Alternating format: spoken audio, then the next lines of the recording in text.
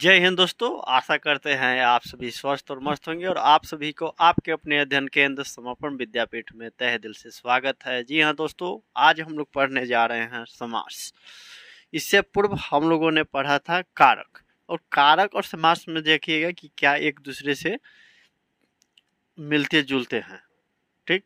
और अब हम लोग का जो ना अंतिम पड़ाव पे आ गए हैं। ज़्यादा हम लोग को ध्यान देने की आवश्यकता इस पर है कि हम लोग जो पीछे क्या क्या पढ़े हैं उसको हम लोग रिवीजन करते जाए और आगे के जो पढ़ रहे हैं उसको भी हम लोग देखते जाए और सभी विषयों को सामान्य समय देते हुए पढ़े। यह नहीं कि केवल आप इंग्लिश पढ़ रहे हैं तो इंग्लिश से पढ़ रहे हैं, या हिंदी पढ़े तो मैथ हो, साइंस हो, जो आपका सब्जेक्ट है, जो पार्टिकुलर जो स्पेसिफिक आप चूज किए हैं उसको आप पढ़ते रहे, रिवीजन करते रहें।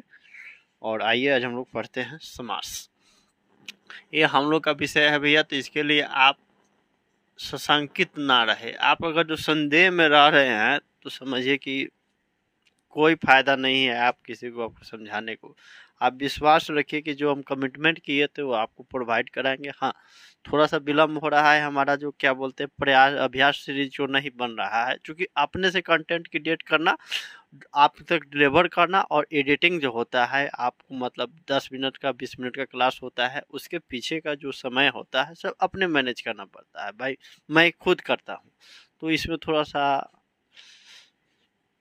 व्यस्तता ज़्यादा हो पा जाती है, तो नहीं हो पाता है। थोड़ा सा 1-2 दिन हम इधर कर दे रहे हैं, उधर थोड़ा किसी कारणवश, समझ रहे ना, तो यथासंभव आपको प्रोवाइड कराएंगे। इसमें कोई किंतु परंतु नहीं, जो वादा किए हैं उसको यानी आप पूरा करना। क्योंकि ये मेरा अपना है, मेरा अपना निजी संस्था है, हम अपने शौक से कर रहे हैं। एक शौक था, चाहत था, तमन्ना था, तो अब हम कर रहे हैं, तो उसमें हम क्यों कंप्रोमाइज करेंगे? उसमें क्या समझौता कर सकते हैं?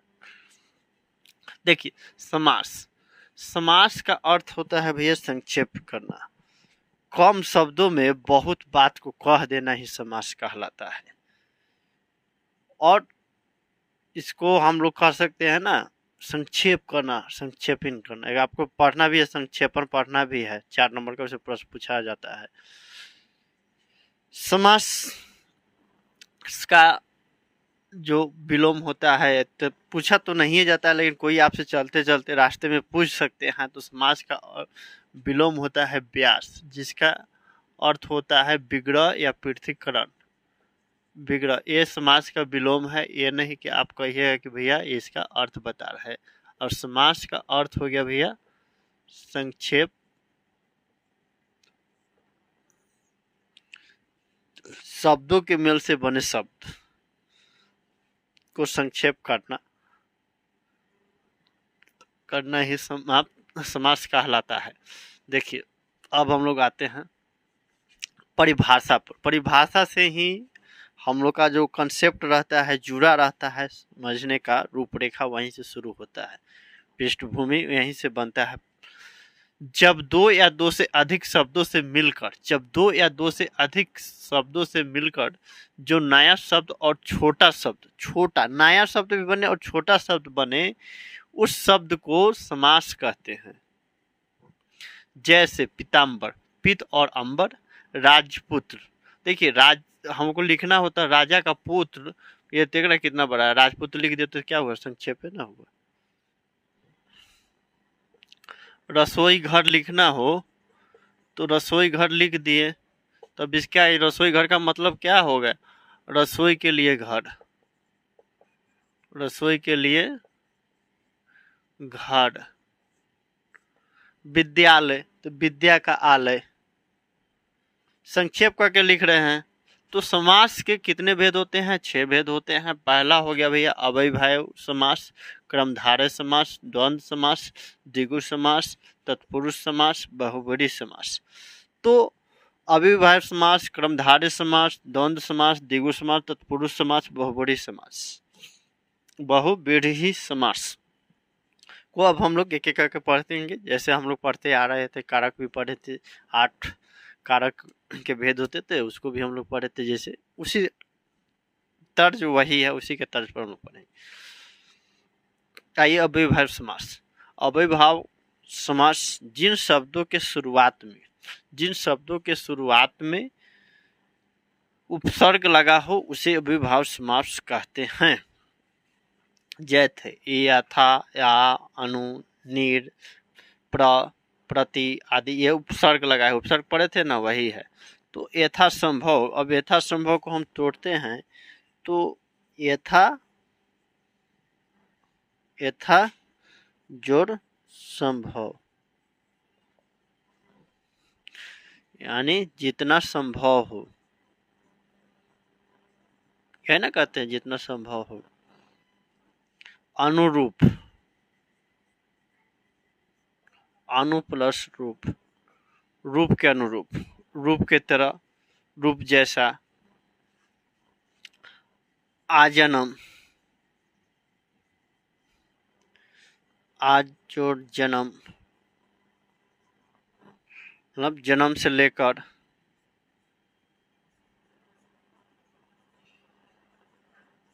जन्म से लेकर। देखिए अविभाव समास जो शब्द एक बार पुनरावृत्ति हो वे शब्द भी अविभाव समास कहलाते हैं। जैसे रातों रात, कहते हैं ना कि रातों रात तो करोड़पति बन गया। दिनों दिन वो तो बीमार पड़ते जा रहा है, दिनों दिन। पहले पहले हम लोग पटना आए हैं, क्या हो रहा है, पुनरावृत्ति हो रहा है। ये शब्द भी आपका अविभाज्य समास कहलाते हैं। और प्रत्येक उपसर्ग वाले शब्द आपको प्राय अविभाज्य समास के अंतर्गत ही आते हैं। और इसमें पहला जो शब्द होता है वही आपका प्रधान होता है। देखिए जैसे था ये था, तो ये था है असंभव, तो यथा पर ये हो गया आपका, क्या बोलते हैं, जो उपसर्ग रहता है वही प्रधान होता है। यथा उपसर्ग लगा था ना, अनुरूप। आजन्म, क्योंकि जन्म हटा देते हैं, उपसर्ग हटा देते हैं, इसका जन्म का अलग अर्थ हो जाएगा, इसका अलग होता है। तो मतलब क्या है, सब हमारा जो केंद्रित है अर्थ उपसर्ग पर ही केंद्रित है। तो आपको मैं समझता हूँ कि आपको यहाँ तक समझ में आ गया होगा समास का। फिर आइए क्रमधारय समास और समास हम लोग देखते हैं। एक बार इसका स्क्रीनशॉट ले लें। आइए दोस्तों, अब हम लोग देखते हैं क्या बोलते समास के भेद। पहला तो हम लोग देख लिया अविभाज्य समास, दूसरा है द्वंद्व समास। जिस समास में पूर्व पद और उत्तर पद दोनों ही प्रधान हो तथा विग्रह करने पर और अथवा या का लोप हो जाए तथा योजक चिन्ह लगे, उसे द्वंद्व समास कहते हैं। बात आपको नहीं समझ में आएगा कि भाई क्या ही कहानी पढ़ दिए, कुछ समझे में नहीं आया। बात स्पष्ट है, लाजमी है। एक बार फिर पढ़ लेते हैं। जिस समास में पूर्व पद और उत्तर पद दोनों ही प्रधान हो तथा विग्रह करने पर और अथवा या का लोप हो जाए तथा योजक चिन्ह लगे, उसे द्वंद्व समास कहते हैं। पहला तो बात समझ लीजिए भैया कि ये हो गया पूर्व पद और ये हो गया उत्तर पद। रात और दिन, रात और दिन को हम विग्रह किए तो एक जगह लाएं तो यहाँ पर रात और दिन लिख दिए ना। जिस समास में पूर्व पद दोनों ही करने पर अथवा का लोप हो जाए तथा योजक चिन्ह लगे, उसे द्वंद्व समास कहते हैं। देखिए रात दिन है तो रात और दिन रहेगा, इसमें आएगा ना रात और दिन। जैसे हो गया सुबह और शाम, सुबह और शाम। दवा खाना है आपको, लोग डॉक्टर साहब सलाह देते हैं ना, तो इसमें सुबह और शाम हो गया। माता पिता, माता और पिता, तो माता पिता हो गया। भाई और बहन में हो गया तो भाई बहन हो गया। योजक चिन्ह इसको बोलते हैं भैया, जो माइनस का चिन्ह लगता है ना, भाई बहन हो गया। गुरु और शिष्य तो गुरु शिष्य हो गया। द्विगु समास, द्विगु मतलब भैया समझ लीजिए कि इसमें संख्या की प्रधानता होता है। जिस समास में पूर्व पद संख्यावाचक हो उसे द्विगु समास कहते हैं। इसमें संख्यावाचक, इसमें संख्या की प्रधानता होती है। जैसे चौराहा, चार राहों का समूह, नवरत्न, नौ रत्नों का समूह, नौ रत्नों का समूह। त्रिभुवन,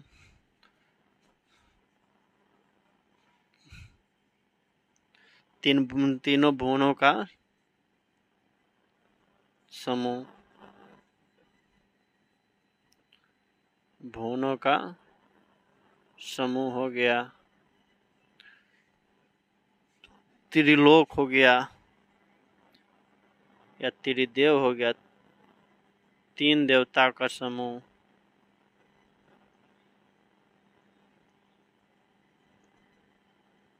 भैया आप लोग को समझ में आता है ना कि इसी के थोड़ी वीडियो आप लोग देख लेते हैं, समझ में आना चाहिए, थोड़ा बोलते रहिएगा, कमेंट अर्थात करते रहिएगा, ठीक है, तभी हमको मिलेगा फीडबैक अगले कंटेंट में, जिसको हम संशोधन करेंगे। दोनों समझ रहे हैं ना कि मतलब इसमें विग्रह करने पर अथवा या और या चिन्ह का लोप हो जाता है और इसमें योजक चिन्ह लग जाता है, और उत्तर पद और पूर्व पद दोनों ही प्रधान होता है। द्विगुणी समास में होता है कि भैया संख्या की प्रधानता होती है। कर्मधारय समास आइए देखते हैं। जिस समास में उत्तर पद प्रधान हो तथा ऐसे शब्दों का मेल हो जिनमें एक विशेष्य तथा दूसरा विशेषण हो, तो उसे कर्मधारय समास कहते हैं। अब विशेषण विशेष्य आप नहीं जानते हैं तो मैं समझता हूं कि आप कुछ नहीं कर रहे हैं। विशेषण आप पढ़े थे तो जो संज्ञा या सर्वनाम की विशेषता बताए उसे विशेषण कहते हैं, और जिसकी विशेषता बताई जाए उसे विशेष्य कहते हैं, और जो विशेषण की विशेषता बताए उसे परविशेषण कहते हैं। ये आप पढ़े होंगे, आपको मैंने पढ़ाया था, फिर भी आप नहीं जानते तो थोड़ा सा रिकॉल कर ले भैया, कुछ याद रह जाती है, कुछ भूल जाते हैं आप लोग, और बाद में कहते हैं कि इसे समर्पण वाला तो कुछ पढ़ेबे ना किया। काहे नहीं पढ़ाएगा हो, आपसे दुश्मनी थोड़ी है, सबको पढ़ाएगा। भव जल, भव का मतलब हो गया भैया संसार, संसार रूपी।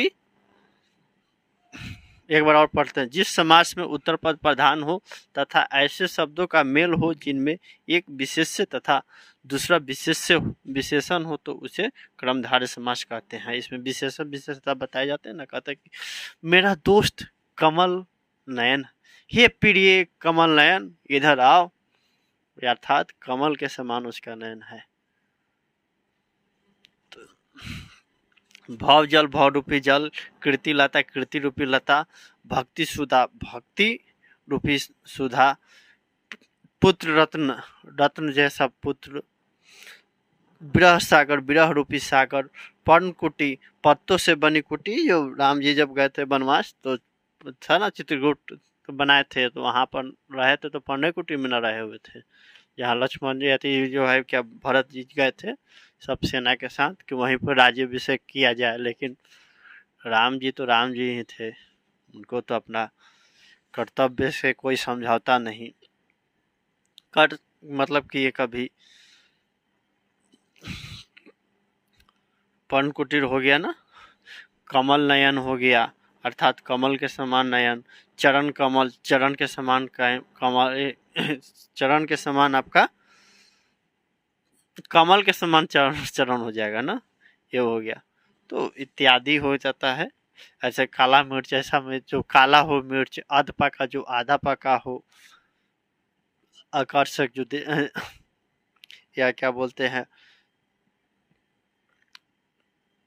अरविंद मुख, मतलब अरविंद के समान मुख, मतलब इसमें विशेषण विशेष्य की विशेषता हो रही है, उसकी विशेषता बताकर ये जैसे भव जल, भव रूपी जल, जल तो चाहिए लेकिन कैसा, संसार के रूपी जल, विरह सागर इत्यादि। तो मिलते हैं अगले से क्या बोलते हैं अगले, मतलब इसके भेद पे 5वां नंबर, और छठा पढ़ेंगे हम लोग तत्पुरुष समास। इसके बाद हम पढ़ लेते हैं बहुव्रीहि समास, तत्पुरुष समास पढ़ेंगे, उसका भी 6 भेद होते हैं, इसलिए उसको बाद में पढ़ा रहे हैं, ठीक है, स्क्रीनशॉट ले लें। आइए दोस्तों, अब हम लोग देखते हैं बहुव्रीहि समास। एक सेकेंड, क्या हो गया, बहुव्रीहि समास यहाँ पर भी मिट गया। बोर्ड से मिटे तो मिटे, परंतु आप लोगों के दिमाग से नहीं मिटना चाहिए था, ध्यान रखिएगा। बहुब्रीहि समास, जिस समास में कोई भी पद प्रधान नहीं होता है। ऐसा समास जिसमें कोई भी पद प्रधान नहीं होता है, लेकिन दोनों पद किसी दूसरे को किसी दूसरे को संकेत करे, उसे हम लोग बहुब्रीहि समास कहते हैं। जैसे हंस वाहनी, जो हंस पर वाहन करता है अर्थात सरस्वती जी। बिना पुस्तक धारणी, जो पुस्तक धारण करते हैं वे सरस्वती जी।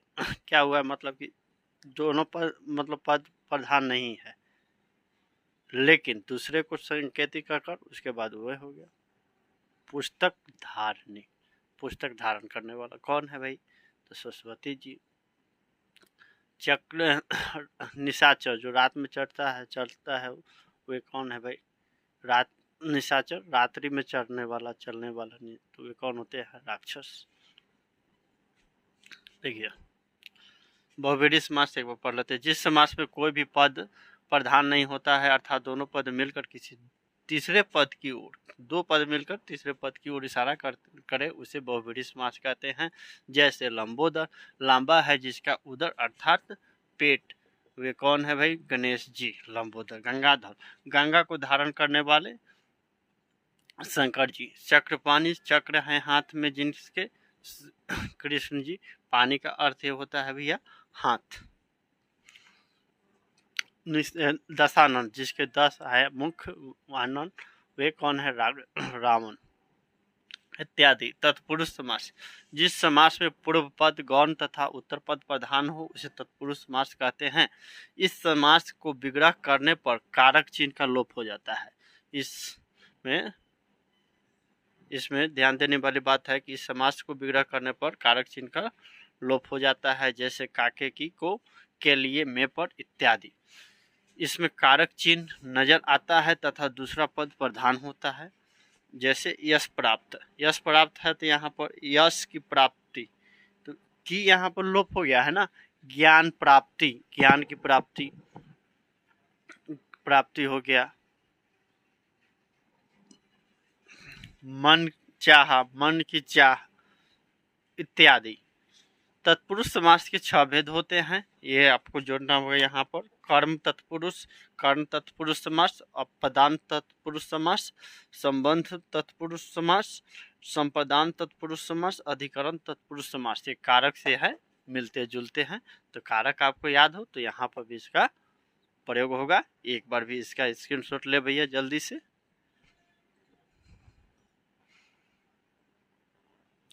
देखिए दोस्तों, तत्पुरुष समास के 6 भेद हम लोग पढ़े हुए थे, जो कारक पढ़े थे ना वही है। और अब तो जान रहे तत्पुरुष समास में क्या हो रहा था, काके की सब जो जितने भी चिन्ह था उसका लोप हो जा रहा था, वही इसमें है। तो उसी को एक अलग अलग बांट दिया, तो इसको हम 6 भेद में तोड़ दिए।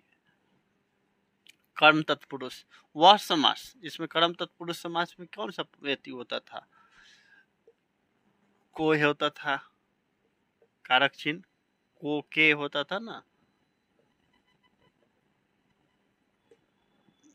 वह समास जिसमें दोनों पदों के बीच आने वाले कारक चिन्ह को लोप हो जाए उसे कर्म तत्पुरुष कहते हैं, उसे कर्म तत्पुरुष समास कहते हैं। वह समास, ये देखिए यहाँ पर को ही होगा। वह समास जिसमें दोनों पदों के बीच आने वाले कारक चिन्ह को कारक चिन्ह क्या है, को का लोप हो जाए उसे कर्म तत्पुरुष समास कहते हैं। बार बार हम कारक पर चल जा रहे हैं। जैसे बस चालक, बस को चलाने वाला, मतदाता, मत को देने वाला, जनप्रिय, जन को प्रिय, लोकप्रिय, लोक को प्रिय, जनप्रिय, जन को प्रिय, लोकप्रिय, लोकप्रिय,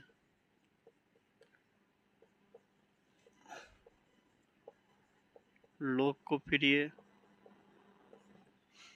करण तत्पुरुष समास, जिस तत्पुरुष समास में उत्तर पद प्रधान हो इसमें क्या होता है कारक चिन्ह, से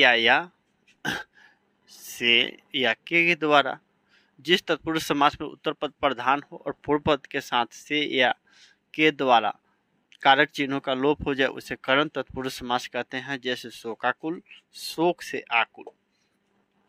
यहाँ पर देखिए से का लोप हो गया है और उत्तर पद यहाँ प्रधान हो गया। ये उत्तर पद था, क्या था, जिस तत्पुरुष समास में उत्तर पद प्रधान हो पूर्व पद के साथ से या के द्वारा कारक चिन्हों का लोप हो जाए उसे करण तत्पुरुष समास कहते हैं। गुरुदत्त, गुरु द्वारा दत्त। शोकाकुल, शोक से आकुल इत्यादि। संप्रदान तत्पुरुष समास, संप्रदान तत्पुरुष समास। संप्रदान मतलब क्या था, देने के लिए। संप्रदान का अर्थ ही था देने के लिए। जब दो शब्दों या पदों को मिलाकर एक समस्त पद बने और उसके विग्रह करने पर बीच में के लिए कारक चिन्ह का लोप हो जाए तो उसे संप्रदान तत्पुरुष समास कहते हैं। जैसे रसोई घर, रसोई के लिए घर। देशभक्ति, देश के लिए भक्ति। पाठशाला, पाठ के लिए शाला। सत्याग्रह, सत्य के लिए आग्रह। युद्ध भूमि, युद्ध के लिए भूमि। हथकड़ी, हाथ के लिए कड़ी इत्यादि। आप इसके बाद हम लोग 3 और बचा है उसको पढ़ लेते हैं। एक बार इसका भी स्क्रीनशॉट ले लें। आइए दोस्तों, अब हम लोग देखते हैं अपदान। अपदान का कारक चिन्ह है से, जिसका अर्थ होता है भैया जुदाई के अर्थ में, अर्थात अलगाव के अर्थ में। तो वह समास जिसके दो पदों के बीच से कारक चिन्ह, देखिए एक होता है बीच से हटा लिए तो क्या हटा रहे हैं, तो से कारक चिन्ह, ठीक है, कारक चिन्ह का लोप हो जाए। और पृथक्करण, पृथक्करण का अर्थ होता है भैया अलगाव, गाव का भाव प्रकट हो उसे अपदान तत्पुरुष समास कहते हैं। इस समास में विग्रह करने पर प्रथम और द्वितीय पद के बीच अलगाव के अर्थ में से कारक चिन्ह आता है। जैसे धनहीन, धन से हीन यानी धन से दूर, मतलब क्या धन से दूर हो गया तो अर्थ क्या हो रहा है, इसके अलग हो जा रहा है ना, तो अलगाव। पाप मुक्त, पाप से मुक्त, पाप से छुटकारा से अलगाव हो जा रहा है ना, इत्यादि। संबंध तत्पुरुष समास, संबंध के लिए अर्थात इसका कारक चिन्ह के लिए। जब दो पदों शब्दों के बीच संबंध कारक चिन्ह का के की आदि का लोप हो उसे संबंध तत्पुरुष समास कहते हैं। का के की कारक चिन्ह जो था ना वही उसे देखिए एक बार और पढ़ते हैं थोड़ा सा। जब दो शब्दों के बीच संबंध कारक चिन्ह का हो, चिन्ह का के की आदि का लोप हो उसे संबंध तत्पुरुष समास कहते हैं। नोट, इस समास में दूसरा शब्द मुख्य होता है और पहले शब्द का अर्थ दूसरे शब्द के अर्थ पर निर्भर होता है। ये हम लिख दिए कि थोड़ा सा कंफ्यूज नहीं हुईगा, थोड़ा सा देखिए बात वही है, क्या बोलते हैं, आपको सरल बात को थोड़ा सा जटिल बना दिया गया है। इस समास में दूसरा शब्द मुख्य होता है और पहले शब्द का अर्थ दूसरे पर निर्भर करता है। जैसे देशवासी, देश का वासी। ग्रामवासी, ग्राम का वासी। नगरवासी, नगर का वासी। राजकुमार, राजा का कुमार। राजकुमारी, राजा की कुमारी। प्रेम सागर, प्रेम का सागर। भारत रत्न, भारत का रत्न इत्यादि। अब एक हम लोग को बच गया है अधिकरण तत्पुरुष समास, इसको हम लोग पढ़ लेते हैं। एक बार भी इसका स्क्रीनशॉट ले ले भैया।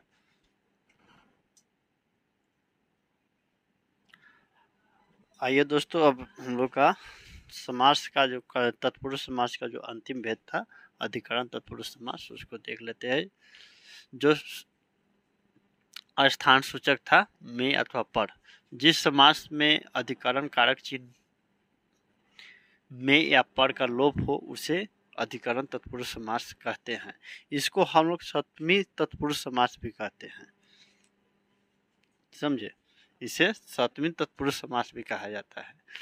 जैसे उदाहरण में देखिए, कामचोर, काम में जी चुराने वाला, नरों में नरोत्तम, नरों में उत्तम, पुरुषोत्तम, पुरुषों में उत्तम, शोकग्रस्त, शोक में ग्रस्त, आत्मविश्वास, आत्मा पर विश्वास, घुड़सवार, घोड़ा पर सवार इत्यादि। तो मैं समझता हूँ आपको समास समझ में आ गए होंगे। समास का अर्थ क्या था भैया? संक्षेपण था, मतलब संक्षेप में ही, कम शब्दों में ही अधिक बात को व्यक्त करना। समास के कितने भेद होते हैं? 6 भेद होते हैं। उसमें से तत्पुरुष समास के कितने भेद होते हैं? 6 भेद होते हैं। तो आपको समझ में आए होंगे। अब भाई भाव समास, दूसरा हो जाएगा द्वंद्व समास, तीसरा हो जाएगा द्विगु समास, चौथा हो जाएगा भैया बहुव्रीहि समास, पांचवा हो जाएगा तत्पुरुष, छठा हो जाएगा क्रमधारय समास। तो तत्पुरुष के 6 भेद होते हैं और समास के 6 भेद होते हैं। तो मैं उम्मीद करता हूँ आपको समझ में आ गए होंगे। मिलते हैं अगले क्लास में, तब तक मुझे याद दीजिए। जय हिंद, जय भारत।